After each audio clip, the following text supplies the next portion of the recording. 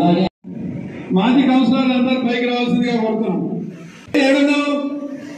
3 సార్లు ముఖ్యంగా మరి పరిగి ఎమ్మెల్యే గారు రామ్మోహన్ రెడ్డి గారు అలాగే జాయికర్ గారు సమావేశం మన ముఖ్యమంత్రి ఆదేశాలను అబ్జర్వ్స్ ప్రతి మండలి కూడా మీటింగ్ పెట్టి ప్రతి మండలిలో కూడా సమస్యలను కార్యకర్తల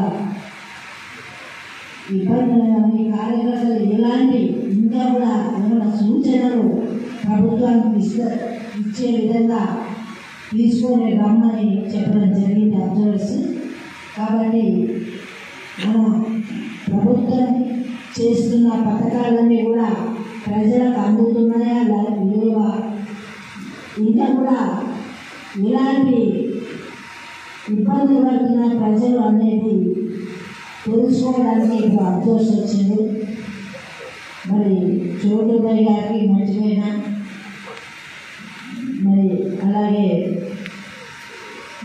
మిగతా వాళ్ళు కూడా చేసిపోయి ఉన్నందరికీ ముఖ్యంగా దేశానికి స్వాతంత్రం తీసుకొచ్చినటువంటి పార్టీ కాంగ్రెస్ పార్టీ, తెలంగాణ ఇచ్చినటువంటి పార్టీ కాంగ్రెస్ పార్టీ.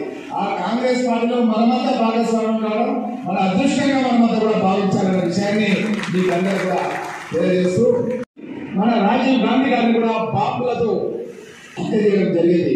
ఇలాంటి త్యాగాల కుటుంబం నుంచి వచ్చినటువంటి సోనియా గాంధీ గారు కావాలంటే మన దేశానికి ప్రధానమంత్రి కాకుండా ఈ దేశానికి విదేశీ పెట్టుబడులు కావాలని మన్మోహన్ సింగ్ అని రాజకీయాలకు సంబంధం లేని వ్యక్తిని, రిజర్వ్ బ్యాంక్ గవర్నర్ గా ఉన్నటువంటి వ్యక్తిని తీసుకొచ్చి మన దేశానికి ప్రధానమంత్రిగా 1 కాదు 2 కాదు 10 సంవత్సరాలు ప్రధానమంత్రిగా కొనసాగించినటువంటి ఘనత